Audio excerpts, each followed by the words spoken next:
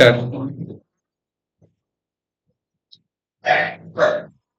अच्छा, accounting standard 20, earning per share. ठीक है, अर्निंग पर शेयर का मतलब क्या होता है? अर्निंग पर शेयर का मतलब क्या होता है? तुम लोग से पूछ रहे हैं क्या होता है? अर्निंग जितना अवेलेबल एक शेयर होल्डर का उसमें नंबर शेयर आ जाता है। तुम लोग जो बात बोले मैं यहाँ पे लिख रहा हूँ, तुम बोले जो अर्निंग नहीं पूरा लिखते हैं, available to equity share holder जो होता है,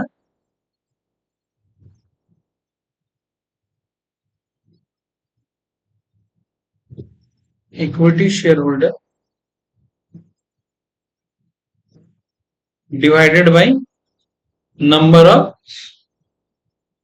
ऑफ शेयर। ठीक है, नंबर ऑफ शेयर आउटस्टैंडिंग, है ना? अच्छा, हालांकि ये कुछ हद तक गलत है और कुछ हद तक सही है, बता देंगे। हम ये नहीं पूछे थे कि अर्निंग पर शेयर निकालते कैसे, अर्निंग पर शेयर का फॉर्मूला क्या है। हम ये पूछे थे कि अर्निंग पर शेयर होता क्या है। हाँ, amount earn by an individual share, not share holder, कि एक इंडिविजुअल शेयर पे कितना कमाई हो रहा है। अच्छा, इसको कहते हैं earning per share. Earning per share का बात थोड़ा सा और आगे बढ़ता है, ये तुम बिल्कुल सही बोल रही हो, earning available to equity share holder divided by number of share outstanding. ये बात थोड़ा सा और ऐसे बढ़ता है कि अगर मान लो मेरा अर्निंग पर शेयर आ रहा है 10 रुपए, कितना आ रहा है? तो क्या हम 10 रुपया पूरा का पूरा डिविडेंड दे दे रहे हैं? ठीक है, और रख कुछ नहीं रहे हैं, कि 10 में से मान लो 5 रुपया दे रहे हैं और 5 रुपया बचा के रख रहे हैं। तो अगर हम 5 रुपया दे रहे हैं तो ये हो गया मेरा डिविडेंड पे आउट। क्या हो गया? पे आउट। और 5 रुपया बचा रहे थे, इसको कहते हैं रिटेंशन रेशियो, आ रहा है। बस समझ में यार, खैर तुम लोग को बेसिक चीज पता है। अब जरा आते हैं हम लोग AS20 का ऑब्जेक्टिव क्या है। पहले बात करें ऑब्जेक्टिव का। ऑब्जेक्टिव का मतलब क्या होता है? ऑब्जेक्टिव मीन्स अपने में ही होता है एक तरह से स्कोप, कि हम लोग क्यों पढ़ रहे हैं AS20। AS20 पढ़ना का रीजन क्या है? ये डिस्क्राइब करता है प्रिंसिपल डिटर्मिनेशन। डिटर्मिनेशन का मतलब निर्धारित करना, निकालना, कंप्यूट करना, एंड प्रेजेंटेशन, किस तरह से प्रेजेंट किया जाएगा in the profit and loss statement of earning per share which will improve the comparison performance among the different enterprises. Her company share पे अर्निंग करता है, ये क्या कहते हैं, हर कंपनी उसको नोट करता होगा। ये चैप्टर तुमको दो बात पे फोकस करवाएगा। ऑब्जेक्टिव इसका एक, कि पहले तो कैलकुलेट कैसे करते हैं, कैलकुलेशन। दूसरा बात पे फोकस करवाएगा कि किस तरह से उसको प्रेजेंट करते हैं आपके प्रॉफिट एंड लॉस स्टेटमेंट में, जिससे क्या होगा, आपका कंपैरिजन इंप्रूव हो पाएगा। क्या होगा? कंपैरिजन इंप्रूव हो पाएगा। देखो बात क्या है, एक कंपनी है एक्स लिमिटेड, एक कंपनी है वाई लिमिटेड। दोनों ही इतना तो पक्का है कि ईपीएस कम अर्न कर रहा है, बात समझ रहे तो। लेकिन दोनों का जो मेथड ऑफ कैलकुलेशन है ना, वो डिफरेंट है।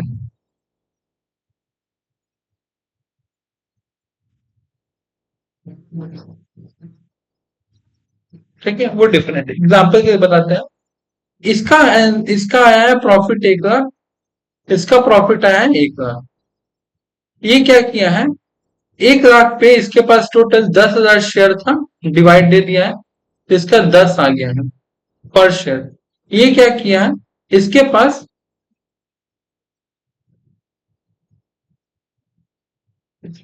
20,000 शेयर था, तो इसका कितना आ जाएगा? लेकिन इसका 10,000 पता है क्या है? इसका 10,000 क्लोजिंग इक्विटी शेयर है, कि साल के अंत में मेरा क्लोजिंग इक्विटी शेयर क्या था। और इसका जो 20,000 है ना, इसका साल का स्टार्टिंग वाला ओपनिंग इक्विटी शेयर।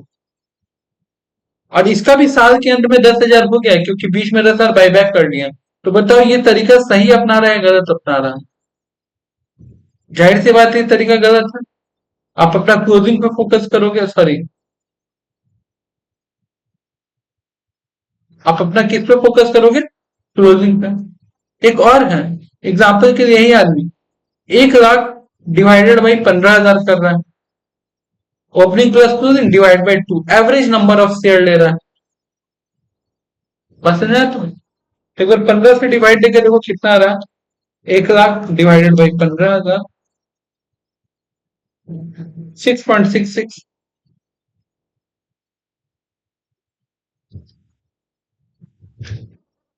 तो मेरे को ये जानना है कि मेरे को इतना समझ में आ रहा है कि ये जो एक्स लिमिटेड करो तरीका गलत है, बट फिलहाल तो हम ये देख पा रहे हैं कि मेरे पास तीन तीन तरीका है, ओपनिंग ले लो, क्लोजिंग ले लो, और उसके बाद क्या है, एवरेज ले लो। तीन तरीका। फिर मेरे को तरीका भी बताया, और उसको जो आंसर निकल के आएगा, ये जो आंसर निकल के आ रहा है 6.6518, इसको कहाँ पे पुटअप करना ये भी हमको समझाएगा। करेक्ट है जी?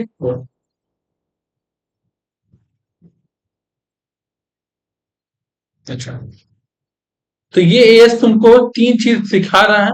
पहला कंप्यूटेशन, दूसरा प्रेजेंटेशन, तीसरा रिजल्ट इन का मतलब होता है कंपेयर करना। क्या करना? कि कैसे कंपेयर करेंगे। अभी कंपेयर दो तरीका से होगा, एक इंट्रा फॉर्म कंपेरिजन, एक इंटर फॉर्म कंपेरिजन, एक इंट्रा कंपेरिजन। ठीक है, क्या होता है ये कहीं पता चल जाएगा। अच्छा, ऑब्जेक्टिव समझ लिए और क्या क्या सीखना है ये समझे। अब बात ये आ रहा है, earning per share is a financial ratio. क्या है? यानी कि तुमको एक बार बता दें, ग्रुप 2 एफएम में तुमको ईपीएस निकालने वाला चैप्टर भी आएगा, सीखना है। लिवरेज में भी हम लोग निकाले हैं कई बार। ठीक है, indicating the amount of profit, क्या इंडिकेट कर रहा है? अमाउंट ऑफ प्रॉफिट और loss for the period attribute to each equity share.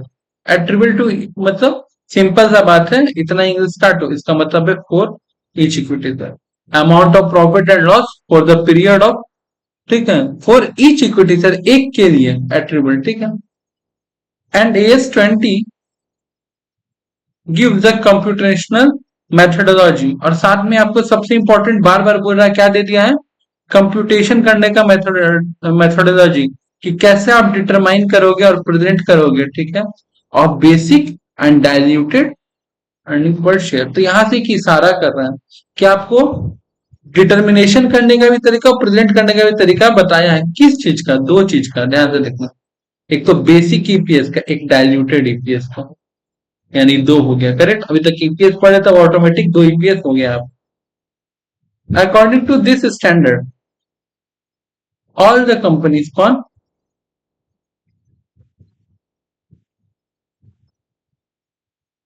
According to this standard, all the company, however, disclose the diluted earning per share, both including and excluding extraordinary item. याद है कल हम लोग पढ़े थे including और excluding, छठा word. Extra item क्या होता है? बस ना, तो एक्स्ट्रा एक्सेप्शनल आइटम जो भी हम लोग पढ़े थे, तो कह रहा है कि how ever disclose of diluted earning per share both, एक बार एक्स्ट्रा आइटम को हम लोग इंक्लूड करके भी देखेंगे, exclude, both include and exclude, एक बार जोड़ेंगे और एक बार हटा के, दोनों सिचुएशन में देखेंगे एक्स्ट्रा आइटम के बाद कि क्या हम लोग का ईपीएस आना है। Is not mandatory for SMC.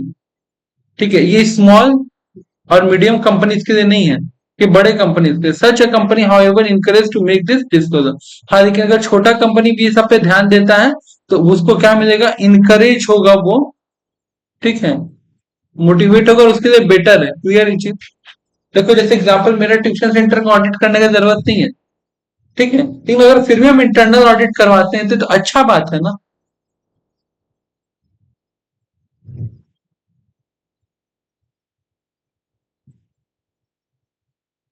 In the consolidated financial statement क्या होता है? जहां पे होल्डिंग एंड सब्सिडरी का कॉम्बाइन बैलेंस शीट स्टेटमेंट तैयार किया जाता है। Correct, combine information required by AS20 should be presented on the basis of the consolidated information, combine करके ईपीएस वगैरह निकालना। अब जरा आपको उस टर्म के बारे में जानना है, जो term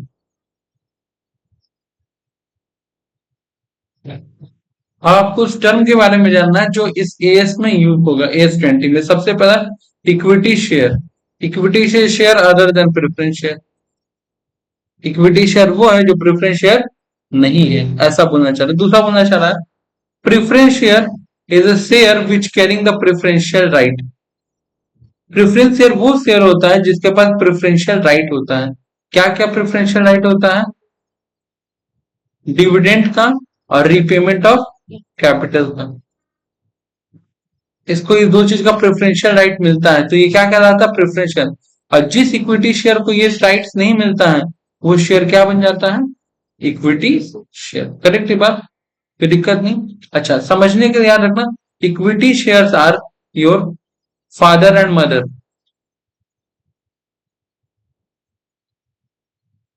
preference share are relatives and family. क्यों बोला ऐसा? इक्विटी शेयर होल्डर लोग जब पैसा लगाता है बिजनेस में, तो वो लोग कोई मन के अंदर मनोकांक्षा नहीं रखता कि हमको इतना रिटर्न चाहिए, उतना रिटर्न चाहिए, इतना दिन बाद चाहिए। लेकिन जब प्रेफरेंस शेयर वाला पैसा लगाता है, ठीक है, तो वो मन में लालच रखता है कि इससे मेरे को ये फायदा होना चाहिए, मेरे को पैसा इतना दिन बाद रिटर्न मिल जाना चाहिए।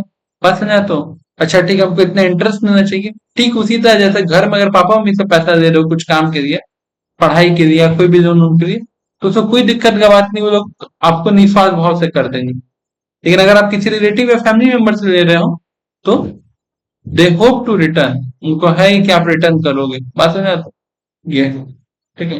इक्विटी शेयर को हम लोग बचपन में पढ़े क्लास 11 में, are owner of the company. Owner मतलब रियल ओनर, ठीक है।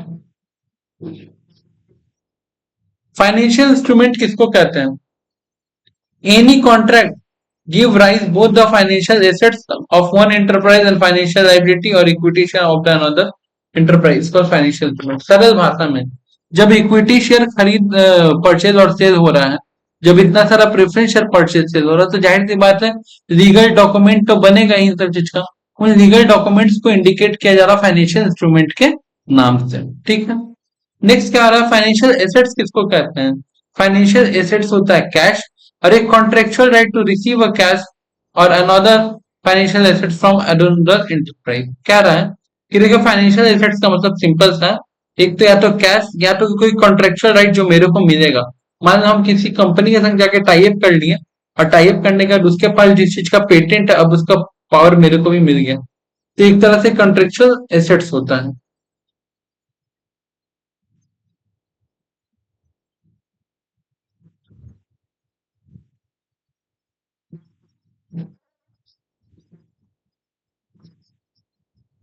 अच्छा, यहां तक कि ये सबसे इंपॉर्टेंट लाइन है।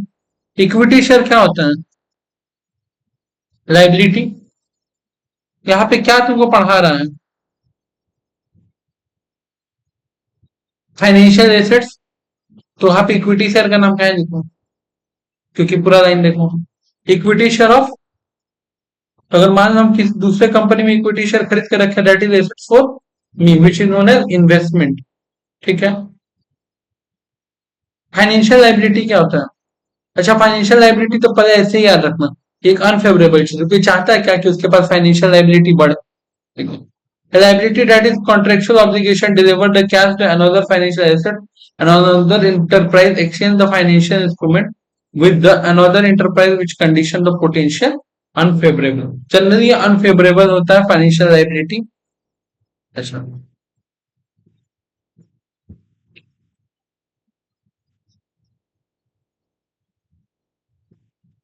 ये पोटेंशियल इक्विटी शेयर किसको बोलते हैं? इक्विटी शेयर होल्डर नहीं पूछा है, पोटेंशियल इक्विटी शेयर होल्डर अलग इंसान हो गया। जैसे तुमको एक बात बता दे, 100 करोड़ रुपया लगा ले करके तुम अगर शेयर मार्केट में जा रही हो, ठीक है, और तुम एचडीएफसी का शेयर खरीद रहे हो, तो क्या होगा बताओ तो? कुछ नहीं होगा। शेयर मार्केट थोड़ा सा भी फ्लक्चुएट नहीं करेगा। इतना ज्यादा नंबर ऑफ शेयर था एचडीएफसी के पास कि तुम 100 करोड़ लगा रही थी। लेकिन अगर तुम 1,000 करोड़ लगाई तब, 1 लाख करोड़ रुपए लगाई तब तो हिलेगा ना market. That mean you are a potential investor या फिर पोटेंशियल इक्विटी शेयर होल्डर। और जो सिर्फ मार्केट हिलाता है वही नहीं, जो कंपनी में से पार्टिसिपेट भी करता है, सारा डिसीजन सब कुछ में रखता है। तो एक बार बताओ, अडानी ग्रुप के हम भी शेयर होल्डर है और गौतम अडानी भी शेयर होल्डर है। बट हम क्या पोटेंशियल है, मेरे से कुछ बेनिफिट हो रहा है? नहीं हो रहा है। बस मेरे को उस कंपनी से बेनिफिट हो रहा है। बट अडानी को उसमें पूरा इन्वॉल्व है, गौतम अडानी। बस दैट इज पर यहाँ पे पोटेंशियल शेयर होल्डर का नहीं, यहाँ पे पोटेंशियल शेयर्स का बात कर रहा है। एक फाइनेंशियल इंस्ट्रूमेंट होता है और अदर कॉन्ट्रैक्ट दैट इंटाइटल और may entitle its holder to equity share। ठीक है। Example of the potential equity share, a debt instrument of preference share that are convertible into equity share। एक ऐसा debenture holder और एक ऐसा equity share, ऐसा preference share holder जो भविष्य में जाके क्या होगा, जो भविष्य में जाके इक्विटी शेयर में कन्वर्ट हो जाएगा। तो ये मेरे लिए क्या हो गया कि पोटेंशियल इक्विटी शेयर। क्लियर, समझ में आया? शेयर वारंट, हालांकि अब ये बंद हो चुका है, क्लोज। तो इसको समझना और पढ़ना बेकारी है, बट इतना खाली बता दे रहे हैं कि जो शेयर वारंट होता है वो क्या होता है। शेयर वारंट पहले चलता था, share warrant is distinct from share certificate. ठीक है। शेयर सर्टिफिकेट में एक चीज होता है, शेयर होल्डर का नाम। शेयर वारंट में कोई नाम नहीं होता। हालांकि कंपनी एक्ट 2013 आने के बाद शेयर वारंट क्या हो गया, बंद हो गया। ठीक है। Option including the employee stock option, अपने एम्प्लॉय को देते हैं ना, उसको कहते हैं share which would be upon the satisfaction of the certain condition resulting the contractual arrangement, the contingent issuable share, such acquisition of the business and the other asset। दूसरा क्या हो जाता है, जब हम कोई कंपनी खरीदते हैं, एक्विजिशन ऑफ बिजनेस करते हैं, तो कई बार उस वक्त पैसा ना दे करके हम अपने कंपनी का क्या दे देते हैं, शेयर दे देते हैं कंसिडरेशन के रूप में। These are the example of potential equity. क्या क्या एग्जांपल है टोटल? पहला कि ऐसा डिवेंचर, ऐसा प्रेफरेंस शेयर जो भविष्य में जाके इक्विटी शेयर में तब्दील हो जाए। दूसरा शेयर वारंट, जो कि हालांकि अब चलता नहीं है, पर शेयर वारंट एक चीज होता है। ठीक है। Option including employee stock option जो आप देते हो, ईशॉप। उसके बाद कोई भी ऐसे कॉन्ट्रेक्चुअल एग्रीमेंट जिसमें आप किसी कंपनी का एक्वायर कर रहे हो और एक्वायर करने के इंस्टेड में उसको आप एसेट्स दे रहे हो, यानी कि उसको इन्वेस्टमेंट प्रोवाइड कर रहे हो अपना। क्लियर ये बात? शेयर बेचकर।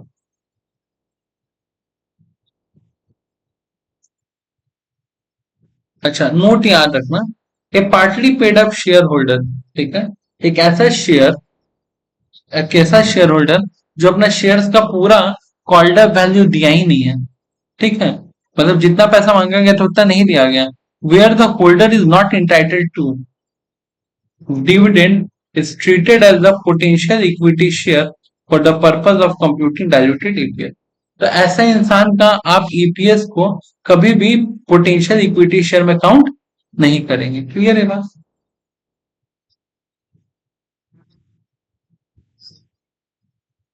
अच्छा, फिर ये तो समझा हुआ चीज है। शेयर वारंट क्या होता है? Fair value is the amount of which an assets could be exchange or liability settled between the knowledgeable willing party in the arm length transaction. ठीक है। फेयर मार्केट, फेयर वैल्यू का मतलब कहता है amount of asset that could be exchange or liability settled between the knowledgeable and the willingness party in the arms of the transaction. ठीक है। अब इतना ये कॉम्प्लिकेटेड वर्ड में लिखा हुआ है, इसको सिंपल करते हैं।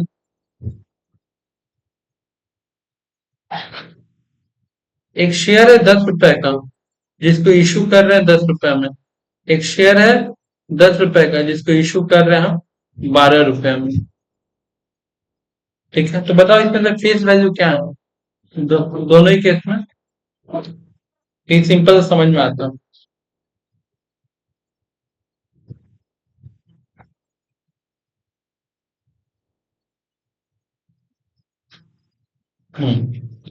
आप देखो, तुम लोग ईपीएस का क्या फॉर्मूला बताए थे? दोनों पढ़े थे उनको नीचे देखो क्या लिखा? वेटेड एवरेज वेटेड एवरेज ही होता है ना। नहीं तुम लोग इसी वजह से ऊपर बोलते ना कि गलत है। हाँ हाँ नहीं यहाँ पे कहीं नंबर ऑफ शेयर आउटस्टैंडिंग बताई थी। इसका अर्थ है, हो सकता है तुम लोग के दिमाग में हो, तुम लोग हमको बोला नहीं। ठीक है तो हमको लगा तुम लोग इनकम्प्लीट बता रहा है, कोई बात नहीं, चला जाओ। क्या होता है बेसिक अर्निंग पर शेयर का formula? Net profit attributable to the equity share, यानी कि सिंपल सा इटेस या पटेस, earning available to equity share, profit available to equity share, weighted average number of equity share outstanding during the period. ये हम लोग का फॉर्मूला है, कोई दिक्कत है तुम्हें? अब हम लोग जरा बात करते हैं बेसिक अर्निंग या अर्निंग बेसिक के बारे में। ठीक है।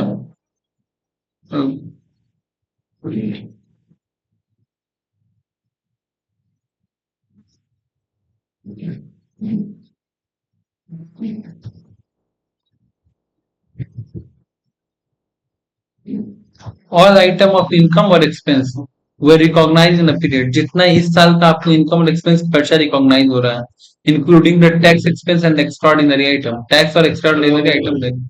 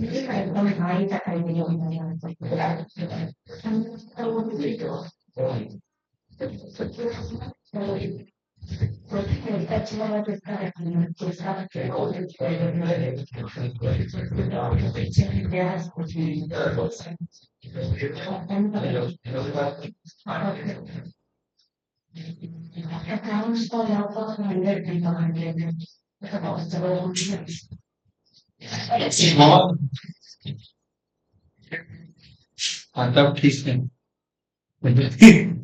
अच्छा आ जाओ। क्या रहा है? ऑल द इनकम और एक्सपेंसेस, सबसे पहले तुमको बेसिक मतलब अर्निंग बेसिक निकालने का तरीका सिखा रहा है कि आप अर्निंग कैसे निकालोगे बेसिकली। जितना भी आपका all the item of income है, एक्सपेंस है, वो recognise a period including a tax expense, extra ordinary item are include in the determination of the net profit or losses for the period unless AS5 requires the permit or otherwise. थोड़ा AS5 को ध्यान में, हम लोग AS5 को पढ़े तो उसको ध्यान में रखते आपको अपना प्रॉफिट कैलकुलेट कर लेना है सबसे पहले। उसके बाद the amount of preference share dividend and the attributed tax thereto for the period is deducted. देखो दो चीज, प्रेफरेंस शेयर को कितना देना है और टैक्स कितना देना है, AS5 साफ बोल दिया था, टैक्स का मैटर हम नहीं डिस्कस कर रहे हैं। AS45 बार बोल दिया था ना। तो उनको हटाने के बाद जो आपका net profit for the period आएगा, ठीक है, added to the net loss for the period in order to calculate the net profit और loss for the attribute of equity share holder, तो वो आपका एग्जैक्ट प्रॉफिट होगा। ठीक है, तो इसको हम लोग सरल भाषा में क्या लिख सकते हैं, सरल भाषा में कह सकते हैं वो प्रॉफिट जो सारे एक्सपेंस को पे ऑफ करने के बाद आए।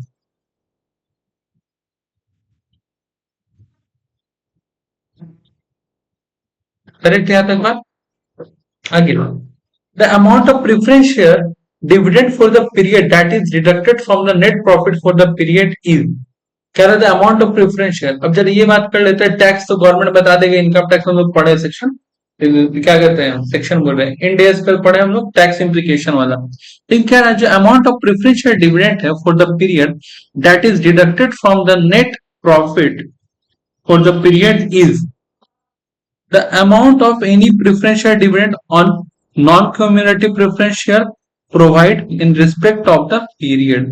क्या रहा है कि उन प्रेफरेंस शेयर का बात हम करें जो नॉन क्यूमुलेटिव होता है। क्यूमुलेटिव मतलब डिविडेंड दिया जाएगा प्रेफरेंस शेयर होल्डर को तो इकट्ठा करके, क्यूमुलेटिव मतलब, और नॉन क्यूमुलेटिव मतलब कि नहीं, टाइम टू टाइम दिया जाएगा, इकट्ठा करके नहीं देना।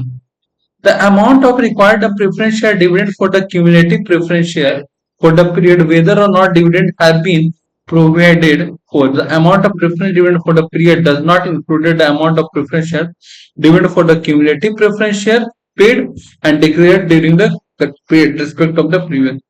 कह रहा है कि यहाँ पे इस बात से मतलब नहीं कि आप प्रेफरेंस शेयर को कितना पैसा दिया नहीं दिया, यहाँ पे बस इतना बात है, यहाँ पे देखो देखना है कि कितना प्रेफरेंस शेयर का डिविडेंड बनता था, whether or not dividend has been provided, dividend provide किया गया या नहीं किया गया इस बात से फर्क नहीं पड़ता है, बनता कितना था। यानी कि they are talking about the accrual basis of preference share dividend, not on the cash basis.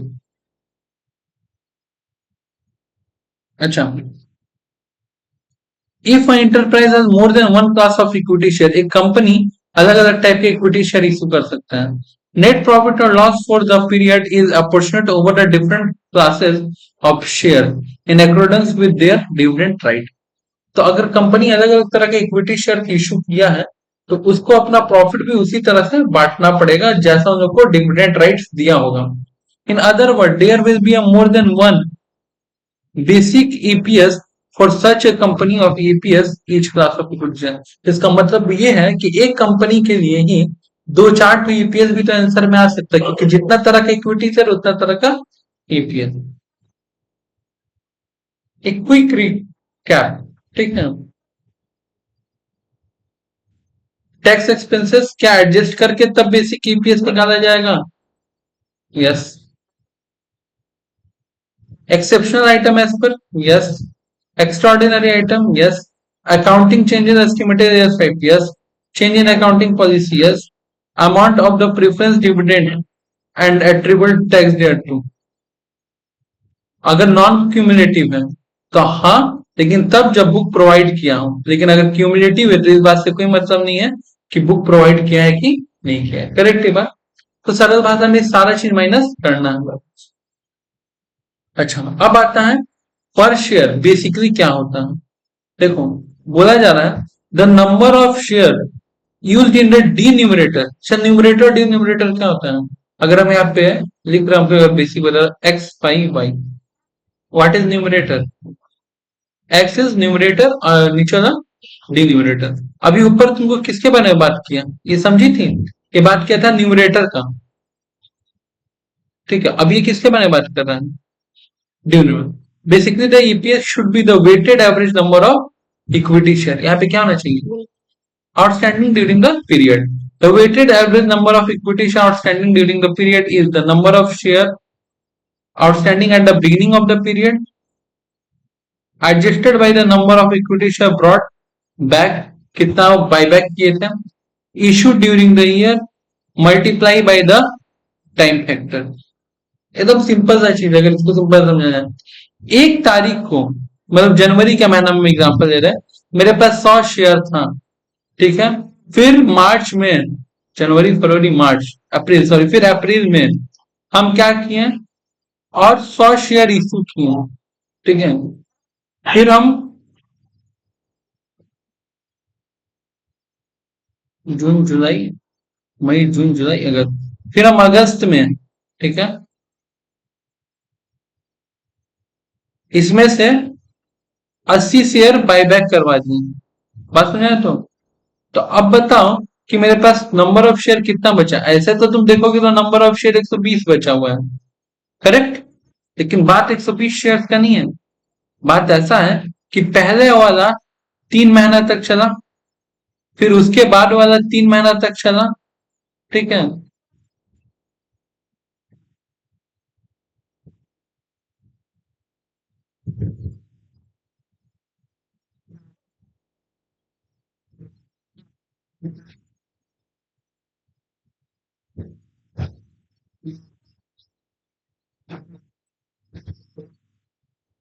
तो जनवरी फरवरी मार्च में कितना शेयर था? 100 100 100।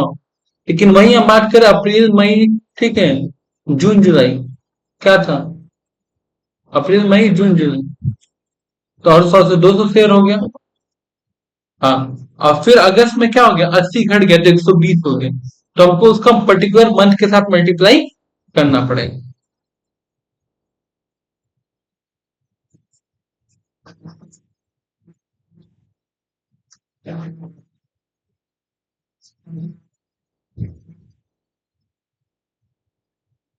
देखो इलस्ट्रेशन वन।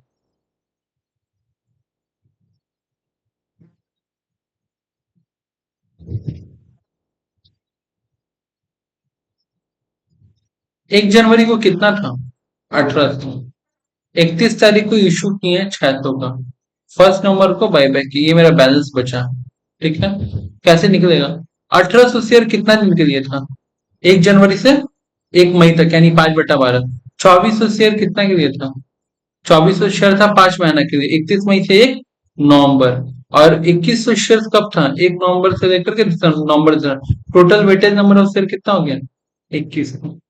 करेक्ट है बात? कोई दिक्कत इसमें? जनवरी से मई कितना महीना हुआ? और मई से नवंबर 5, और नवंबर से दिसंबर 2। तो 1800 पे कितना महीना के लिए निकलेगा? 5। 2400 पे कितना महीना के लिए निकलेगा? 5। 2100 पे कितना महीना के लिए निकलेगा? 2। और डिवाइडेड बाई 12, कॉमन सा चीज है।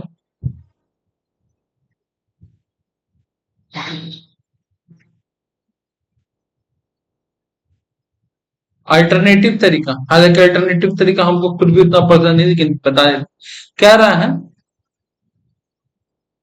1800 पूरा साल भर था, 12/12।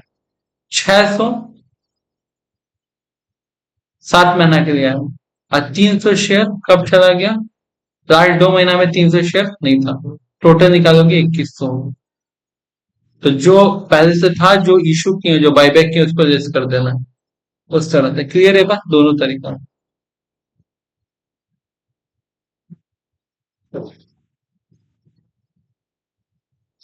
In most of the cases, weighted average number of share from the date of consideration is receivable.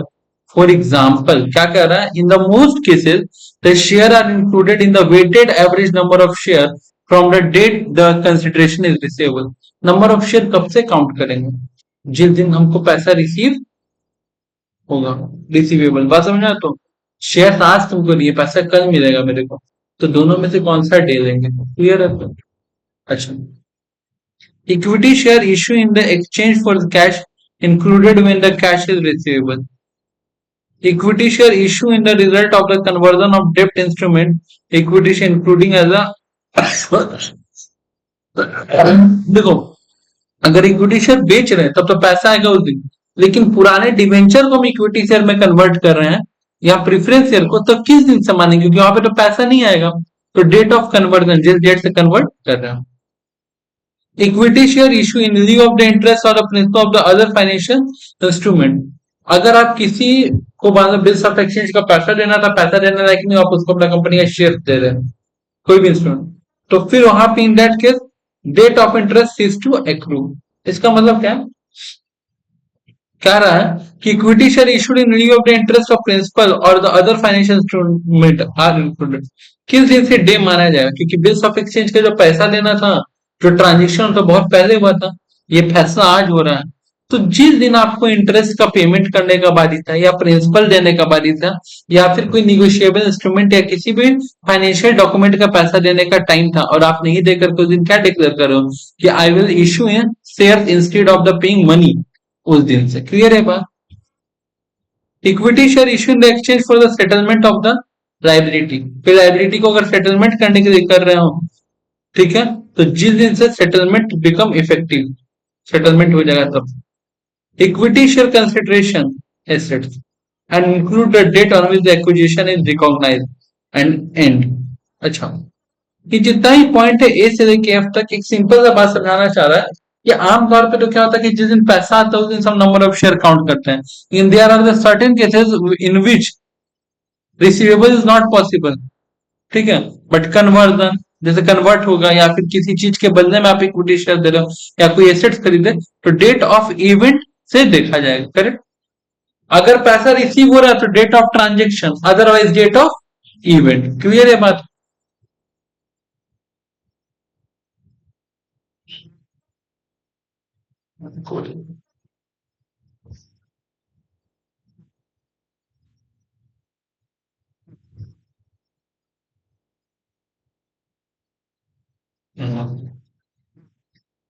वो तो था किसी एक कंपनी का, अब क्या बोल रहा है, share issued in scheme of the amalgamation.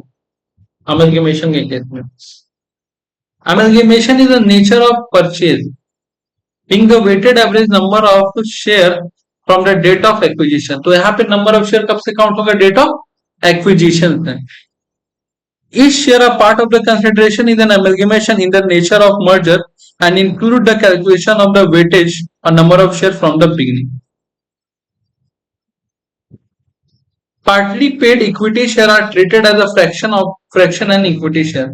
Partly paid equity share को मान लो एक शेयर पे 10 रुपया देना था, आप केवल 5 रुपया दिए हैं तो आपका शेयर हाफ माना जाएगा। हालांकि ऐसा कुछ चीज पॉसिबल नहीं है, बट कैलकुलेशन करने के लिए बात कह रहा है, ठीक है भैया। आप यहाँ पे जो दो पॉइंट पढ़ा, ये जो पॉइंट पढ़ा है इसको थोड़ा एक्सप्लेन करिए, इसको अभी इलस्ट्रेशन एक्सप्लेन करते हैं, क्या बोला क्या रहा है इलस्ट्रेशन टू।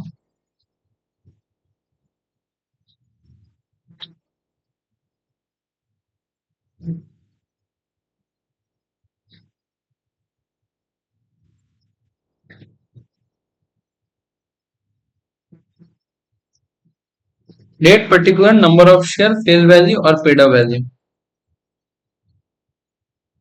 1 जनवरी को बिगिनिंग ऑफ द ईयर में शेयर कितना था? 1800। 31 अक्टूबर को आप शेयर इशू किए 600। तो एक एग्जांपल मान लो कि आप 31 अक्टूबर को एक कंपनी क्या किए थे, एक्वायर किए थे, जिसको आपको 600 इंटू सपोज करो 5 कितना होता है? 600 इंटू 10 हो गया तुम्हारा 60,000 रुपए देना था, ठीक है। सॉरी 60,000 लिख रहा हूँ, 6,000 6,000 फॉर एग्जाम्पल हमको देना था, एग्जाम्पल के लिए, ठीक है। इश्यू ऑफ शेयर के बारे में क्या बोला, और संग 1800 इंटू 10 पेडअप वैल्यू भी 10 है, 600 इंटू 10 पेडअप वैल्यू कितना है? तो हमको क्या लेना है, ये लेना है कि ये लेना है?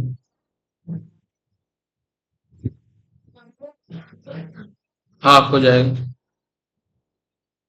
तो जो 600 शेयर उसको कितना देना, टेकन एज 300। कोई दिक्कत इसमें? तो 1800 कितना महीना के लिए निकलेगा? 12 महीना के लिए। 300 कितना महीना के लिए निकलेगा? 2 महीना के लिए। 1800। अच्छा,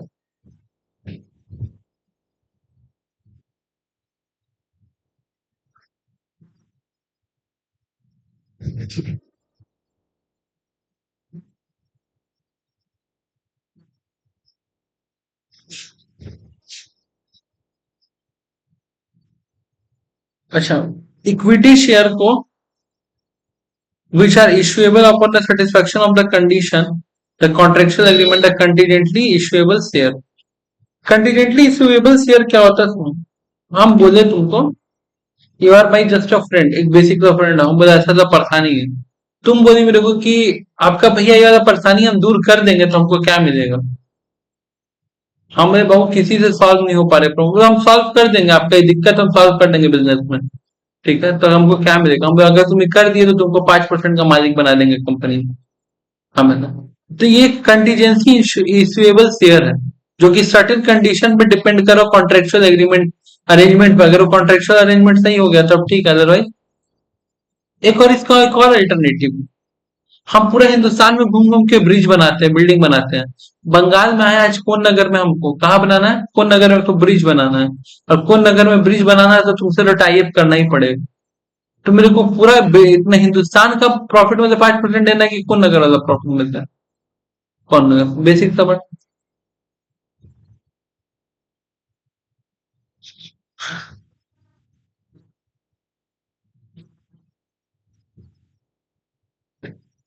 issue of share, share split and right issue. ये बोनस इशू क्या है? बोनस इशू सबसे तगड़ा चीज है। बोनस इशू में फ्री में शेयर देते हैं। शेयर स्प्लिट का मतलब क्या हो गया कि पहले मेरे पास एक शेयर था 10 रुपए का, अब हम बोल दिए हैं कि तुम्हारा अब जो तुम्हारा शेयर है वो 10 शेयर है, एक एक रुपए का, वैल्यू विल बी सेम। पहले क्या था? एक शेयर 10 रुपए का, ठीक है, अब 10 शेयर 1 रुपए का। That is called example of the split share. Amount will not change, number of share and the value of share will change. बात समझ में आया? तो कोई दिक्कत इसमें? अच्छा। और राइट इश्यू तो पता है तुमको, कम में जब इंसान शेयर इश्यू करता है तब, ठीक है।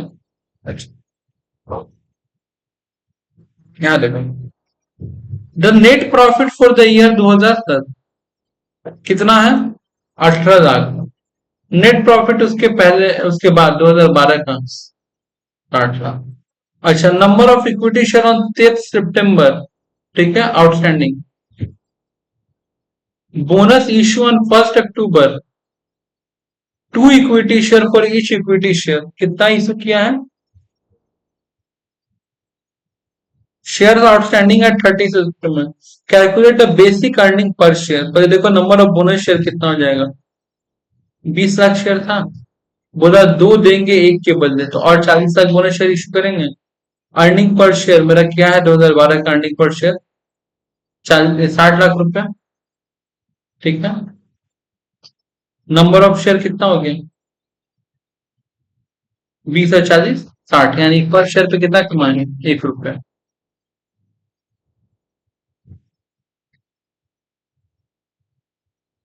लेकिन एक सच्चाई तुमको बताएं, एक शेयर पे तुम कमाए हो 3 रुपए। अगर शेयर होल्डर को देखोगे तो एक शेयर पे कितना कमाया? कोई दिक्कत? हुआ क्या है, कंपनी बोला जिसके पास एक शेयर था उसको एक के बदले दो दिया जाएगा, यानी 2 शेयर नया और 1 शेयर ये। तो एक ही शेयर होल्डर के पास अब 3 शेयर हो गया है ना। अब पर शेयर पे अगर वो 1 1 रुपए कमा रहा है तो 3 शेयर पे कितना कमाएगा? बस है, तो क्या वो 2 शेयर खरीदने का पैसा लगाया था? वो तो पैसा एक शेयर पे लगाया था। तो ही फोकसिंग ऑन कि एक शेयर पे हम 3 रुपए कमाए, बट हाँ बांट कितना रहे हो? 3 शेयर पे 3 रुपए बांट रहे हो। बात समझ में आया? तो adjusted earning per share for the year ended, ठीक है, 18 लाख।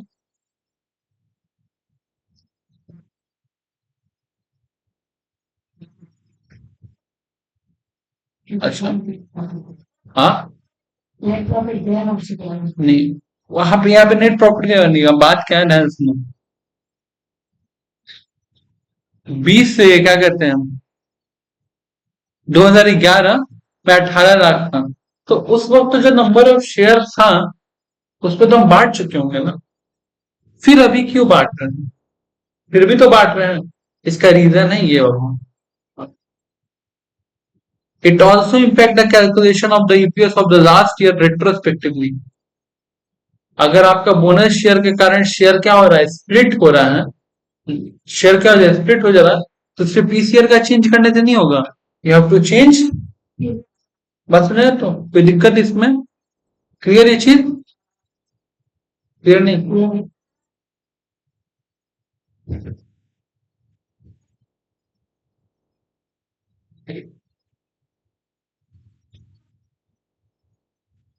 तो जरा राइट शेयर का गेम देखो क्या कह रहा है। कह रहा है राइट शेयर कि आपका प्रॉफिट कितना है? 11 लाख। फिर प्रॉफिट कितना है? 15 लाख। नंबर ऑफ शेयर कितना है? 5 लाख।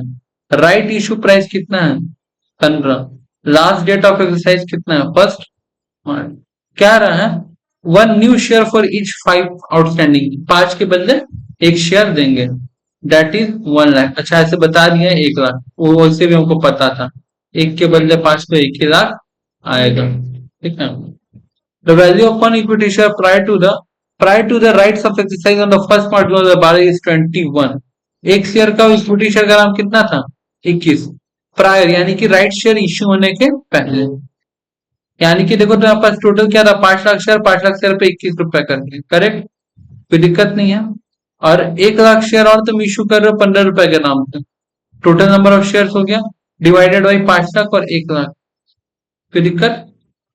जो तुम्हारा और ओरिजिनल शेयर्स हैं वो तुम्हारा मार्केट वैल्यू पे मल्टीप्लाई होगा, और जो तुम्हारा राइट इशू शेयर है वो इशू प्राइस पे मल्टीप्लाई होगा, करेक्ट है बात। अब इसका एडजस्टमेंट निकालेंगे, एडजस्टिंग फैक्टर ध्यान से देखना, 21 डिवाइडेड बाई 20 यानी 1.05, क्या कहना चाह रहा है, ईपीएस फॉर 2011 ओरिजिनली रिपोर्टेड, उस टाइम पे 11 लाख शेयर था, सॉरी 11 लाख प्रॉफिट था और 5 लाख का आपका शेयर था, तो टोटल 2 रुपए 20 रुपए हो रहा था। लेकिन आज के डेट में आपका ये अमाउंट हो गया है 2,10,000, क्यों भैया, ऐसा क्यों, 5 lakh divided by 11 lakh divided by 5 lakh into 1.5, ये जो चेंजिंग फैक्टर था ना, इसके चलते कैलकुलेट करो।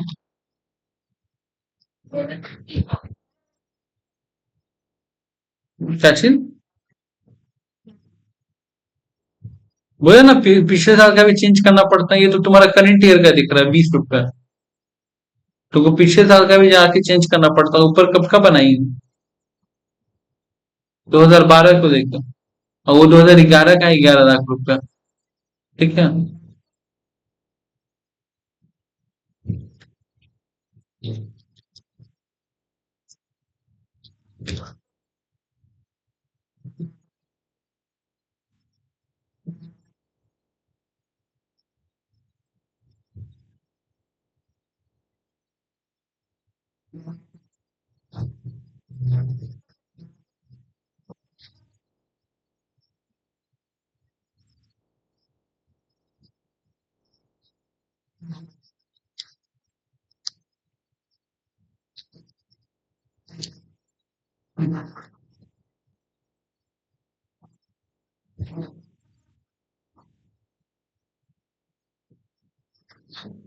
अच्छा, ईपीएस फॉर द ईयर कितना हो गया, हम लोग राइट शेयर इशू कब किए हैं,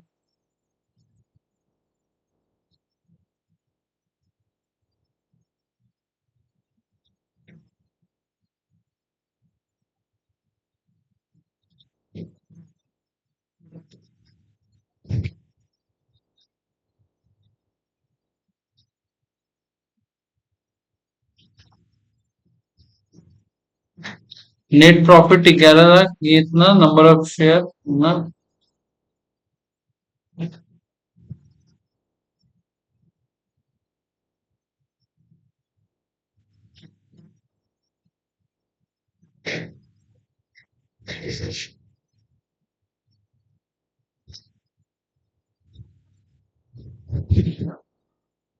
अच्छा, इस साल में एक छोटा सा एजम्पशन है बाबू, वो दिखा दे रहा है, हम लोग थोड़ा टैक्स पढ़ते पढ़ते लोग टैक्स में चले जाते हैं, तो वही क्या रहा है कि आपको एक्सरसाइज करने का टाइम था 1 मार्च 2000, उसी टाइम तक करना था, यानी कि जनवरी और फरवरी में तुम्हारा कितना शेयर था, 5 लाख 5 लाख, मार्च से आप एक्सरसाइज कर लिए हो, तो अब आपका कितना हो जाएगा, 6 लाख, कब तक, दिसंबर तक, ठीक है। स्टार्टिंग में 2 महीना ये था, बाकी का 10 महीना 6 लाख, ये 2/12 और ये 10/12, कोई दिक्कत इसमें, 1.05 ये जो फैक्टर, हाँ जो फैक्टर यहाँ पे निकाले थे, ठीक है।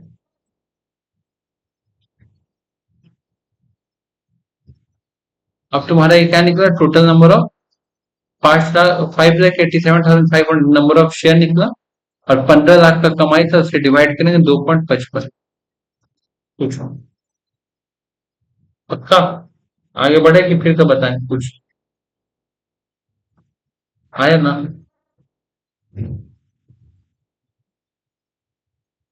पहले तुमको कोशिश कर रहा है ये वेटेड वैल्यू ऑफ शेयर्स निकालने का, ठीक है।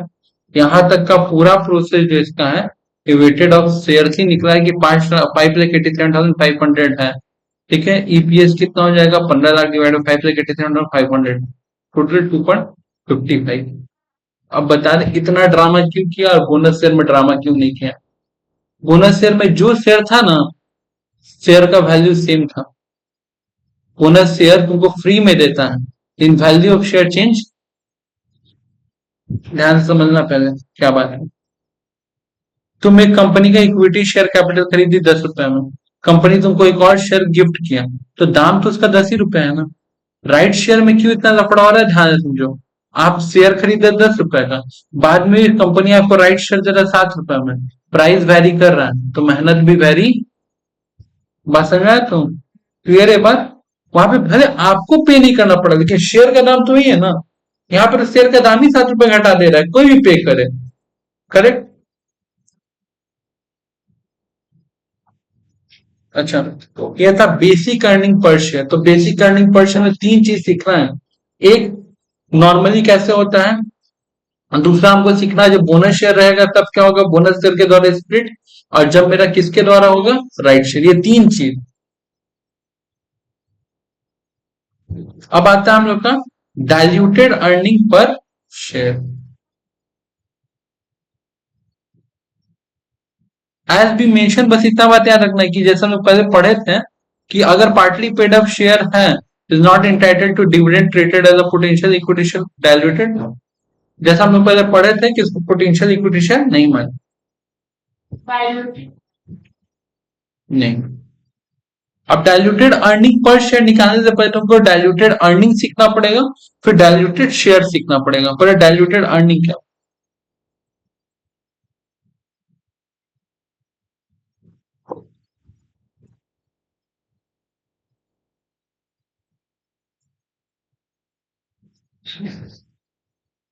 ये बता देंगे।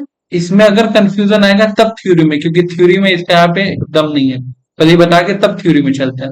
Net profit for the current year कितना है, 100 lakh, that mean 1 crore. Number of share कितना है, 50 लाख।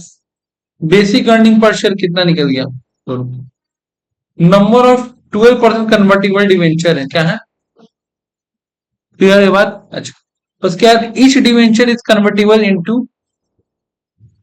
10 equity share.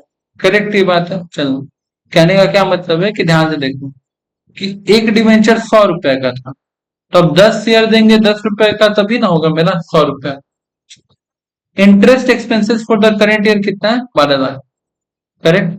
ये क्यों दिखा रहा है, क्योंकि अब अगर डिवेंचर होल्डर इक्विटी शेयर बन जाएगा तो हमको ये पैसा देना नहीं पड़ेगा इंटरेस्ट का, इस तरह से दिखा रहा है। टैक्स रिलेटिंग एक्सपेंसेस, टैक्स है 30%, जो कि 3,60,000 है। Adjusted net profit 1 lakh plus, sorry तुम्हारा क्या कहते हैं, 1 crore plus 12 lakh, plus minus करेंगे टैक्स का 3,00,000। कोई दिक्कत है इसमें, एडजस्टेड प्रॉफिट निकाल दें। अब तो मेरा इक्विटी शेयर होल्डर बन जाओगे, तो अब तो तुमको हमको इंटरेस्ट देना नहीं पड़ेगा, और टैक्स तो माइनस करते ही है ना। हाँ, क्योंकि अब कहाँ देना, अब तो तुम डिवेंचर से क्या बन गए, तो शेयर होल्डर को इंटरेस्ट दिया था क्या, तो फिर ये हो गया मेरा टोटल 1,08,000। ठीक है, सॉरी 1,08,40,000। नंबर ऑफ शेयर पहले कितना था, नंबर ऑफ शेयर पहले कितना था, 50 लाख। अब क्या हुआ है कि 10 लाख शेयर और आपका बढ़ गया है, कितना बढ़ गया है, 10 लाख। टोटल शेयर कितना हो गया, ईपीएस निकल गया। कोई दिक्कत,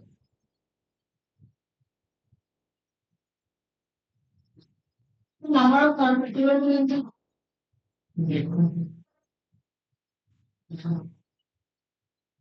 1 लाख इंटू 100 करो, 1 लाख इंटू 100 डिवाइडेड बाई 10। कोई दिक्कत, 10 लाख, क्लियर है यहाँ तक। अच्छा, छोटा सा चीज। 10 नहीं बोल के 5 होता तो डिवाइड बाय। हाँ, ये हो गया हम लोग का। ठीक है,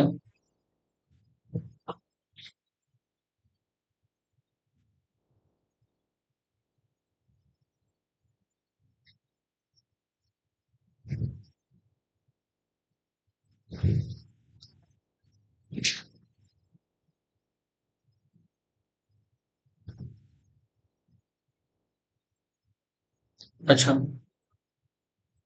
नेट प्रॉफिट कितना है 11 का? 12,00,000। Weighted average number of equities are outstanding calculate करके दे दिया, तब तो सिंपल ईपीएस हम लोग का निकल जाएगा ऐसे ही। Average fair value of one equity share कितना है? Weighted average number of share under the option of the year 1,00,000। Under option मतलब ईशॉप के लिए दिए होंगे कि आपको अगर पसंद है तो दीजिए, नहीं पसंद। एक्सरसाइज प्राइस कितना रखें? 15। एक्सरसाइज 15 रखने का मतलब कंपनी का शेयर का नाम 20 है, बट हम आपको 15 में ही दे देंगे। करेक्ट है बात? आपको क्या क्या कैलकुलेट करना है? बेसिक और डायल्यूटेड अर्निंग पर शेयर। देखो बेसिक कैसे कैलकुलेट होगा। 12,00,000 था, ये 5,00,000 था। बेसिक अर्निंग पर शेयर तो आगे कोई दिक्कत नहीं। अब हम लोग को सीखना है अंडर ऑप्शन में 1,00,000 आया, ठीक है।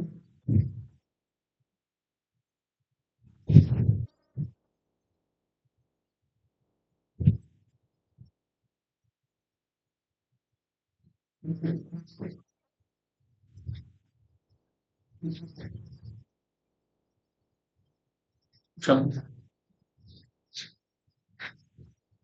एक गड़बड़ी है तुम्हारे ग्रुप में, इसके पहले हमें बताते हैं क्या गड़बड़ी।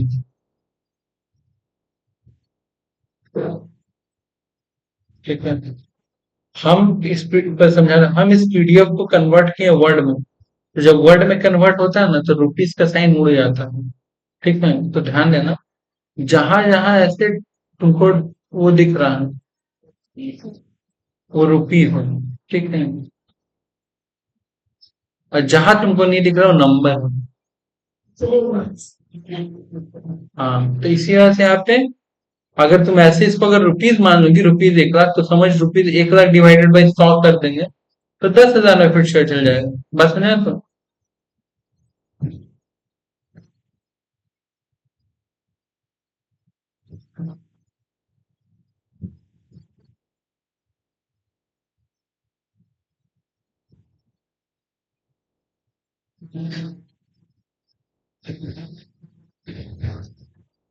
ये रुपीज है, ये रुपीज है, ये रुपीज है, ठीक है।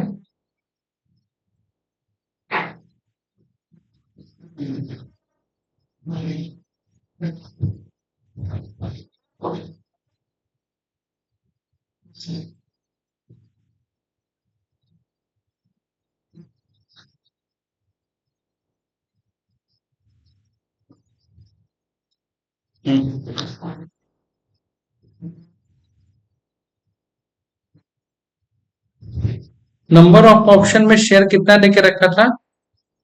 1,00,000, ठीक है। Number of share that would be issued, ठीक है। 1,15,000 डिवाइडेड बाई 20, एक बार करो कितना आता है? 1,00,000 इंटू 15 डिवाइड बाई 20, 75,000। 75,000 माइनस की हो गया 5,25,000, एक मल्टीप्लाई डिवाइडेड बाई 12,00,000 की हो गया 2.29।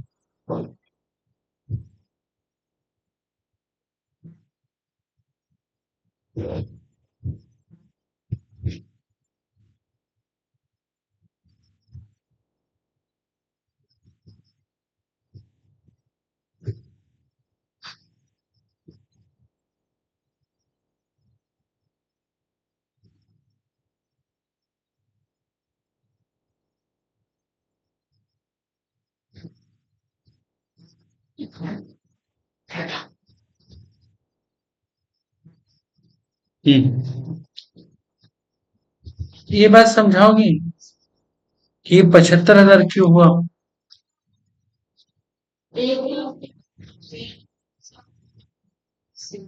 इसको बीच में निकाले वहां पे फेयर वैल्यू वो 20 के बराबर है। 15 का तो दे रहे थे एक्चुअल में, वो 20 के लिए दे तो कितना शेयर देंगे?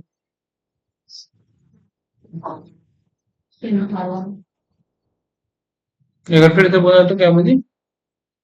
जैसे 20 का शेयर मार्केट में है ना, तो 15 में दे रहा है, तो 15 करके दे रहा है तो 1,00,000 हो रहा है, बट मार्केट में तो 20 करते हैं ना, तो फेयर वैल्यू निकालने के लिए तुम लोग 20 को कंसिडर करके ठीक है, निकालना। ये तो एकदम 80% तक सही धरी हो। अब आगे का बात सुनो। कौशिक,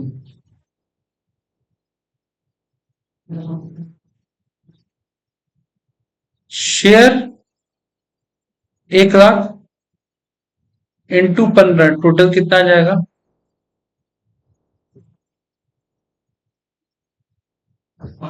डिवाइडेड बाई 20 यानी कि 75,000।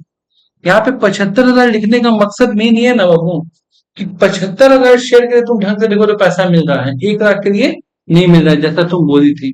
बात समझ में आया? तो इसे तुम तुमको दोबारा रिपीट करो। हम लोग को जो पैसा मिल रहा है, हम लोग के दिमाग में क्या चलना चाहिए? 1 लाख इंटू 20। बात समझ में आया? तो 1 लाख इंटू 20। लेकिन एक्चुअली में हमको मिल कितना रहा है? 15 रुपए करके मिल रहा है। बात है ना? तो अगर तुम ढंग से देखो तो हम सामने वाले लोगों को केवल 25,000 ही शेयर दे रहे हैं, 1 लाख खाली दिखाने के लिए है। बात समझ रहे हो तुम? इसी वजह से उसमें से 75,000 माइनस करो, नेट इशू जो शेयर है मतलब नेट है मेरा, वो 5,25,000 है। बात समझ में आया? एक बार और बोले, पक्का? ये काम इसी वजह से सिर्फ किया है क्योंकि यहाँ पे आप पैसा दे रहे हो, कम ले रहे हो। बात समझ रहे हो? तो जितना शेयर दिख रहा है उतना शेयर ये है नहीं। आपको तो दिख रहा होगा फॉर एग्जाम्पल कि हम सिंपल सा आर्ग्यू कि 1.5 लाख शेयर है, लेकिन 1.5 लाख शेयर कहाँ है? एक शेयर का दाम 20 रुपए से डिवाइड कर तो 75,000 निकल के आ रहा है। और तुम इशू किए थे 1 लाख शेयर, इसका तो इज्जत से तो तुमको 25,000 शेयर दे रहे हैं ना। कोई दिक्कत नहीं ना है? क्लियर है बात? रिपीट करो इस बात को, माइंड में बार बार रिवाइंड कर समझ में आएगा। आपको शेयर दिया गया था कितना भैया? 1.5 लाख रुपए का। एग्जाम्पल 20 रुपए करके दिया गया था, एग्जाम्पल के लिए बता रहे हैं, ठीक है? 20 रुपए वाला शेयर दिया गया था। तो अगर हम 1 लाख को 20 से डिवाइड देंगे तो कितना शेयर आ जाएगा? और मल्टीप्लाई है 15 रुपए। ठीक है? कहने का बस इतना मतलब है कि तुमको दिया जा रहा है 1 लाख शेयर, जो कि 1 लाख शेयर नहीं है, जो एक्चुअली में है शेयर 25,000। तो जो एक्चुअल नंबर ऑफ शेयर है वो 25,000 है, क्योंकि आपका ऊपर वाला शेयर, हाँ सॉरी 50, क्योंकि ऊपर वाला आपका जो सब शेयर्स है वो सब किससे मल्टीप्लाई हो रखा है? वो सब मल्टीप्लाई 20 से। और नीचे वाला जो शेयर मल्टीप्लाई हो रहा है वो किससे हो रहा है? 15 से। इस वजह से कोई दिक्कत? ठीक है?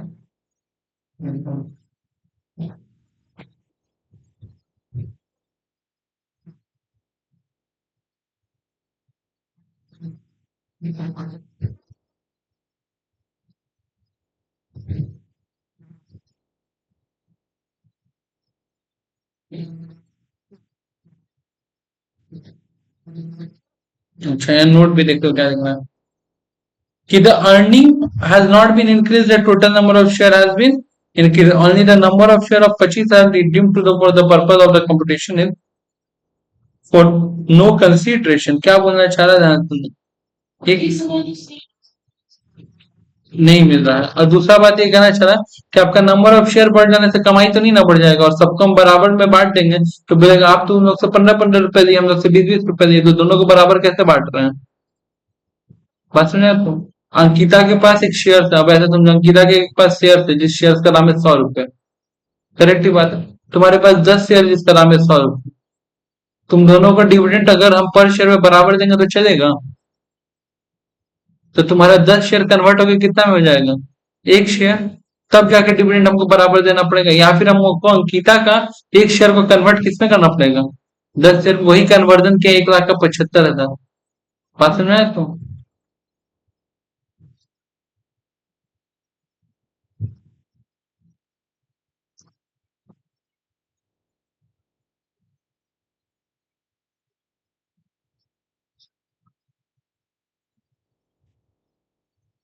X limited during the year 31st has the income of continuing ordinary operation 2,40,000, a loss of discontinued operation 3,60,000।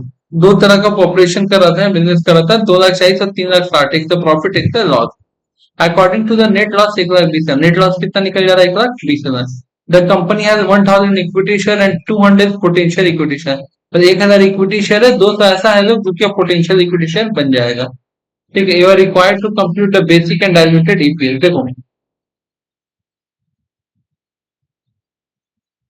potential equity shares should be treated as the dilutive when and only The conversion of equity share would be decrease net profit per share from the continuing ordinary operation. As the income of the continue and the ordinary operation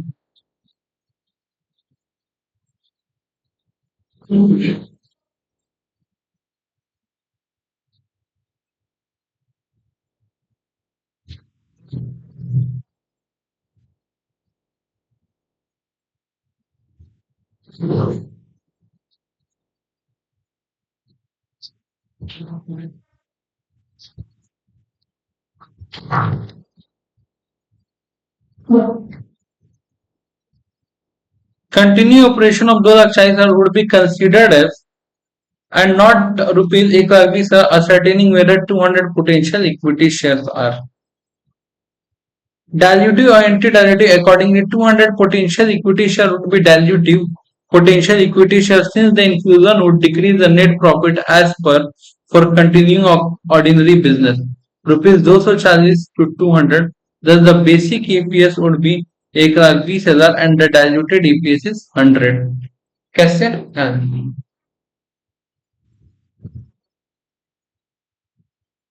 basic EPS कितना हो रहा है 120. कैसे भैया? हम कमाए कितना थे 2,40,000, गवाए कितना थे 3,60,000. लॉस कितना हो गया? कोई दिक्कत नहीं है 1,20,000. मेरे पास 1,000 शेयर था, कट गया तो 120 आ गया. कोई दिक्कत नहीं. हाँ, बेसिक ईपीएस मेरा नेगेटिव 120 आ गया. करेक्ट. अच्छा, डायल्यूटेड ईपीएस के केस में खाली 100 कह रहा है. क्या कह रहा है? डायल्यूटेड ईपीएस खाली 100 है. प्रॉफिट कितना होता है बाबू? 2,40,000. पहले से शेयर कितना था? 1,000. बाद में और कितना शेयर आ गया? 200. Total 2,40,000 divided by 1,200. करो तो कितना आता है?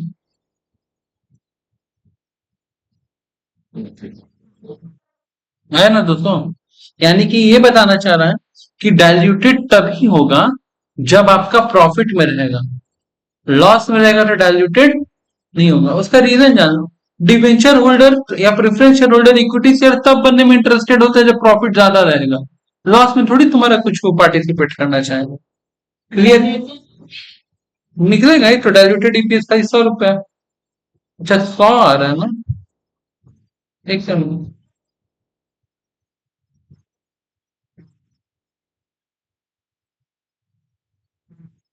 हम अमाउंट 1,20,000 डिवाइडेड बाई,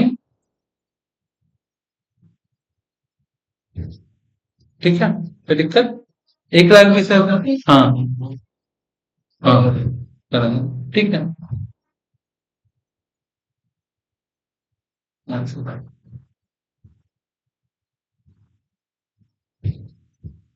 अच्छा, यहां तक सम्स खत्म. ठीक है. मेन जो बात है सम्स खत्म. अब जो मेन चीज है वो है तुम्हारा प्रेजेंटेशन. क्या है?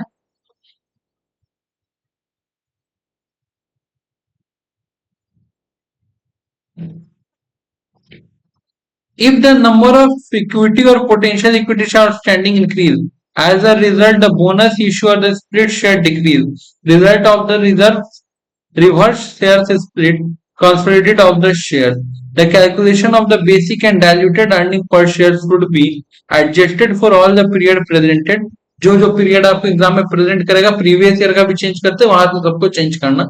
If this changes occur after the balance sheet date but before the date on which the financial statements are approved by the board of directors, the per share calculation of those financial statements and the prior period statement should be presented based on the new number of share when the per share calculation reflect the such changes in the fact should be disclose. अब यहाँ पे statement के लिए करा कि अगर balance sheet बनने के पहले आपके संग ये सब चीज हो तो बैलेंस शीट में बता दो, और बैलेंस शीट बनने के बाद अगर हुआ तो जब आप बोर्ड ऑफ डायरेक्टर के पास जाओगे अप्रूवल के लिए तो बोर्ड ऑफ डायरेक्टर के पास जाकर के उन लोगों को अलग से एक नोट टू अकाउंट में सारा चीज एक्सप्लेन करके आओ.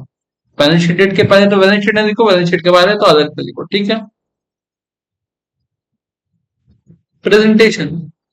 Basic and diluted earning per share on the face of this statement of the profit and loss. Each class of equity share that has the different rights of share net profit for the period An enterprise should present the basic diluted earning per share with the equal provenance of the all period presented. कह रहा है कि basic EPS निकालना हो या diluted EPS निकालना हो, आप इक्वल प्रोमिनेंसी के साथ निकालिएगा जो पीरियड का आपको दिया रहेगा, all period presented. AS20 and enterprise to present the basic and diluted earning per share even if the amount disclosed are negative. अभी नेगेटिव था फिर भी हमने दिखाए थे. Disclose profit and loss include the extraordinary item defined in AS5. Basic and diluted EPS computed on the basic earning and extraordinary item net of tax expense. पहला बार tax expense. बाद दूसरा the amount used in the numerator is calculating and diluted earning per share cancellation of those amount net profit or loss for the period. Numerator और denominator के बारे में बता रहा है. उसके बाद क्या रहा है? The weighted average number of equity shares should be denominator and the basic calculating the basic and diluted earning per share reconciliation of the denominator for each other. The nominal value of the share along with the earning per share figure. अच्छा, इसको तुम जो disclosure का जितना point ये बोला है इसको एज अ समरी रख सकते हो क्योंकि ऊपर जो जो बात हम लोग पढ़े वो बोला. अब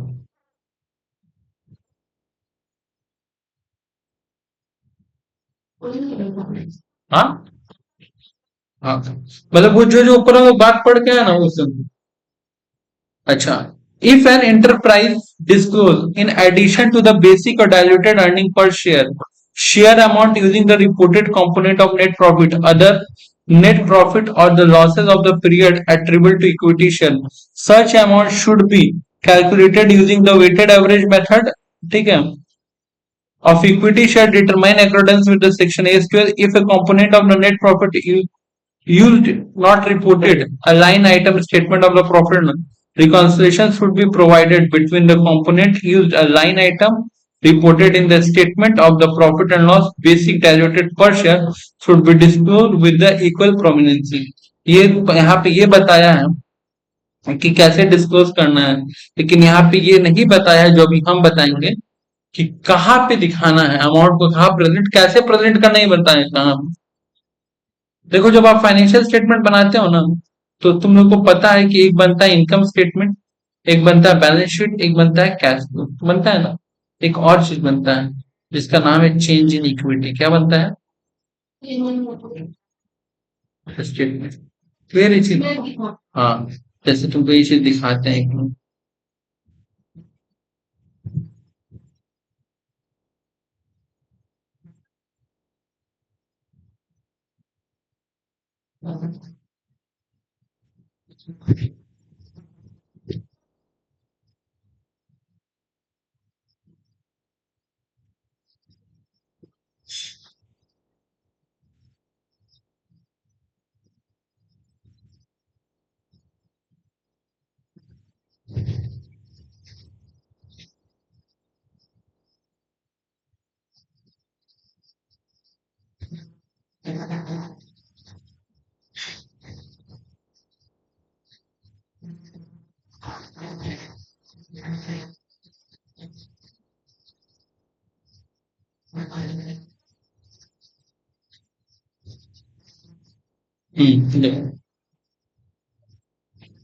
फाइनेंशियल स्टेटमेंट में क्या क्या आता है कंपनी लॉ के अकॉर्डिंग?